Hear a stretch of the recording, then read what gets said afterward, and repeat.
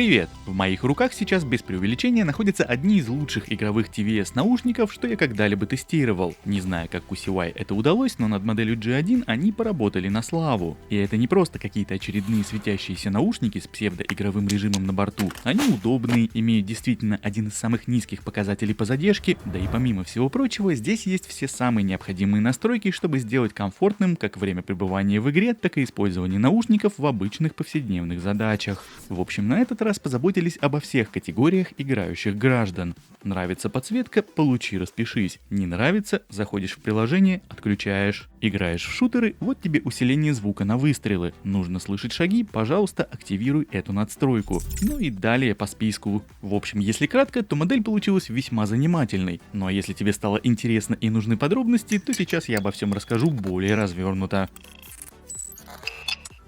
Зарядный кейс и сами наушники выполнены под стать жанру, необычные корпуса и, разумеется, светодиодная подсветка. В моем случае модель была куплена в серых тонах, и как по мне в таком виде смотрится очень даже хорошо. Логотип на крышке кейса нанесен тиснением, а не просто краской, да и в целом по сборке у меня вообще претензий нет. Петля хоть и пластиковая, но не люфтит, крышка без доводчика, но со встроенным в нее фиксатором, что весьма неплохо, ведь в открытом положении она не будет случайно схлопываться, пока ты достаешь наушники. Подключение гарнитуры к смартфону происходит по открытию зарядного бокса. Главного в паре нет, и наушниками можно пользоваться как вместе, так и по отдельности. Для первичного сопряжения, возможно, тебе придется активировать наушники с помощью специальной кнопки, что находится внутри. Также она отвечает и за сброс до заводских настроек. Рядом с этой самой кнопкой расположен светодиодный индикатор состояния, который с помощью специальной матовой вставки транслирует свое свечение сквозь крышку футляра. Он здесь установлен не просто для красоты. Именно по его статусу можно будет судить о примерном остатке заряда внутри. Дело все в том, что узнать точный остаток в аккумуляторе кейса никак не получится. В приложении это не отображается, а состояние лампочки расписано в инструкции очень размыто, даже без процентов. Синее свечение означает, что заряд полный или средний,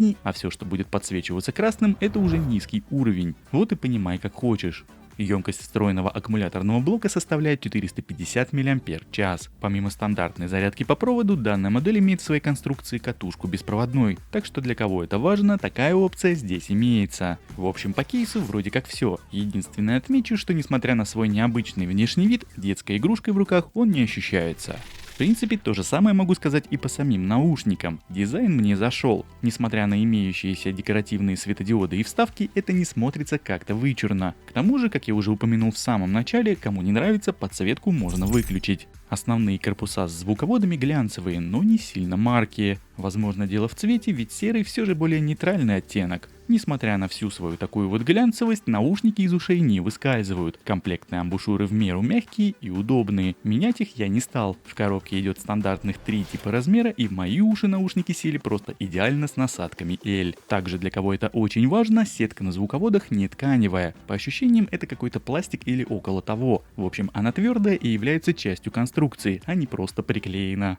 Также, возможно, здесь возрадуются и любители реверсивной посадки. Наушники в ушах можно поменять местами. За звучание здесь отвечают 10-мм динамические драйверы, а его передачу обеспечивает два аудиокодека на выбор. Это AAC и SBC. За связь отвечает современный Bluetooth модуль версии 5.2. Непосредственно по звуку скажу так. Он в этих наушниках попсовый в хорошем смысле этого слова. То есть современная музыка здесь отыгрывается на ура. В целом могу сказать, что и рок с металлом звучат здесь очень даже драйвово. Объем и некоторая ширина имеются в наличии. Баса также предостаточно. Звуковая картина классически V-образная, без резких перепадов и задранных частот. Для игровых наушников звук здесь очень яркий. Но если вдруг по какой-то причине тебе чего-то будет не хватать, то в обновленном фирменном приложении QCY есть как встроенный ручной эквалайзер, так и несколько уже готовых надстроек. В общем, выбрать есть из чего, тем более, что запас по громкости в наушниках имеется, и его вполне должно хватить для таких экспериментов. Свой тест автономности я, как обычно, проводил на 100% громкости при дефолтном пресете, и мой результат в таких условиях получился почти 6 часов проигрывания музыки в стереорежиме. Правый наушник, как это часто бывает, сел раньше. Если быть точным, то в паре они отыграли 5 часов и 42 минуты. По управлению функциями здесь имеется почти все, что нужно для комфортного использования. Действия на жесты можно переназначить в фирменной программе, которая доступна в Google Play Market. Для выбора здесь имеется 3 вида касаний: одинарное, двойное и тройное, а также постоянный жест на удержание сенсора, который отвечает за переключение треков. Таким образом, управлять плеером можно полноценно, без необходимости из чего-то выбирать. Замечу, что такие возможности есть далеко не во всех, даже более дорогих моделях. Единственное, что сюда не поставили, так это датчики автопаузы. Для этой модели такую опцию производитель не предусмотрел. Помимо принудительного отключения светодиодных индикаторов на наушниках, в настройках гарнитуры также имеется возможность отключить и сами сенсоры. То есть во избежании случайных нажатий, будь то во время сна или же игрового процесса, жесты можно деактивировать. Как я и сказал в самом начале, все для твоего полного комфорта.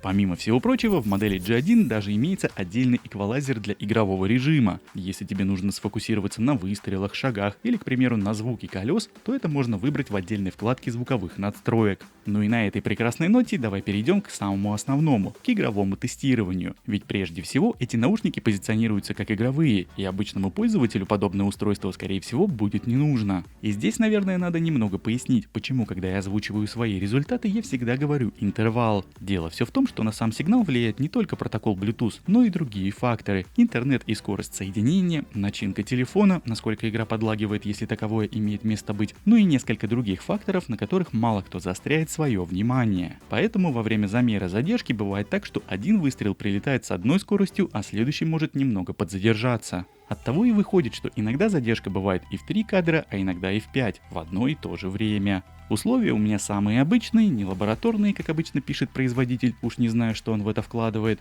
Максимально обычные условия при комнатной температуре. И я в очередной раз отмечу, что задержка в ТВС была, есть и будет, по крайней мере в ближайшее время точно. Так что не стоит уходить с проводов, если даже отставание в 1/10 долю секунды для тебя неприемлемо. Итак, помимо стандартного тестирования в PUBG Mobile и Call of Duty Mobile, я взял еще 2 игры. Это танки Blitz и RPG Lineage. Ох, сколько бессонных ночей я провел в линейке в свое время, уже даже и не помню, прям ностальгия какая-то накатила, но это все в прошлом. Итак, мои замеры вышли вот такими. Шутер-тест PUBG Mobile выдал показатель 80-120 миллисекунд, что является рекордом среди наушников с данной игровой функцией на борту. Разумеется, значение 80 проскакивало редко, но оно имело место быть. В основном же в этом сценарии преобладает задержка порядка 3 кадров, что в моем случае равно 120 миллисекундам. Следующим на очереди будет второй популярный шутер Call of Duty Mobile. Здесь у нас значение чуть побольше, от 120 до 160 миллисекунд, но опять же, это весьма неплохой результат, учитывая условия и современные реалии. Ну а далее уже поинтереснее. Скорее всего, танки претерпели какую-то оптимизацию по ТВС наушникам, ведь интервал по задержке с QCY G1 составил 200-240 миллисекунд, что в сравнении с годовалым результатом на наушниках Red Magic TVS Gaming весьма достойный прогресс. Да, пока не идеально, но все же. Ну и заключительный тест в MMORPG Lineage также весьма хорош. Здесь значение сильно прыгало в интервале от 120 до 200 миллисекунд, плюс еще и активация сосок немного сбивала при определении точности. Но скорее всего это больше уже вина производительности процессора. Игра довольно прожорливая, и местами на моем смартфоне OnePlus Nord CE она подлагивала, пытаясь подстроиться под прорисовку текстур. И если резюмировать в целом, то то, что я получил, меня вполне устроило. На данный момент в этих наушниках действительно одна из самых низких задержек в играх. Конечно же, не заявленные 45 миллисекунд, но все же. Ну а замыкает цепочку моего сегодняшнего повествования, как обычно, тест работы встроенных микрофонов. И вот как ни странно, даже по этой дисциплине наушники смогли удивить. Проверяем работу микрофонов в новых наушниках QCY G1. Это первые игровые наушники, абсолютно игровые наушники компании, собственно, с кучей примочек именно для игр, но тем не менее микрофончики мы проверить обязаны. Итак, это у нас первый тест в автомобиле. Я открываю окна с двух сторон. Сюда мне начинает порывами задувать ветер, плюс есть шум от дороги, от проезжающих мимо машин. Ну и примерно как-то так отрабатывают шумодавы в этих наушниках, микрофоны в этих наушниках при вот таком сценарии использования. Ну и разумеется, по традиции у нас второй тест с печкой. Я сейчас выкручиваю ее на максимум. Она потихонечку набирает обороты, и уже буквально через 5-6 секунд в салоне будет стоять очень сильный шум. Вот такой вот. В каких условиях данный тест проводится.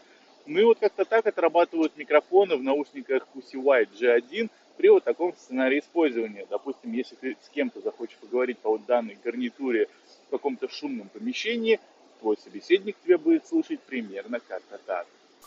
Но вот еще один тест, уже уличный тест микрофонов в наушниках UCY G1. Вот таким образом они звучат на улице. Ветерочек сегодня слабенький, но присутствует. При всем при этом рядом со мной такая локация в виде такой двухъярусной дороги. То есть у меня наверху шумная дорога и внизу еще тоже перекресточек такой, на котором машины ездят. В целом можно примерно понять, как звучат микрофоны при вот таких условиях эксплуатации данных наушников. Наушники в шапке. Вот так они выглядят. Ну и подводя сегодня некий итог по данной модели, могу сказать однозначно, что наушники мне понравились. Вот все в них настолько хорошо, что даже не могу найти какого-то весомого минуса, который бы помешал их покупке. На этот раз QCY действительно удивили, в хорошем смысле этого слова. При своей стоимости в плюс-минус $35 эти наушники выглядят куда более выигрышнее, нежели Black Shark Lucifer T1. По крайней мере, между этими двумя парами я бы точно выбрал бы QCY. Ну что же, вроде все, что хотел по данным наушникам, я рассказал. Надеюсь, мой обзор был тебе полезен. Спасибо за просмотр и до встречи в следующих моих видео. Пока-пока.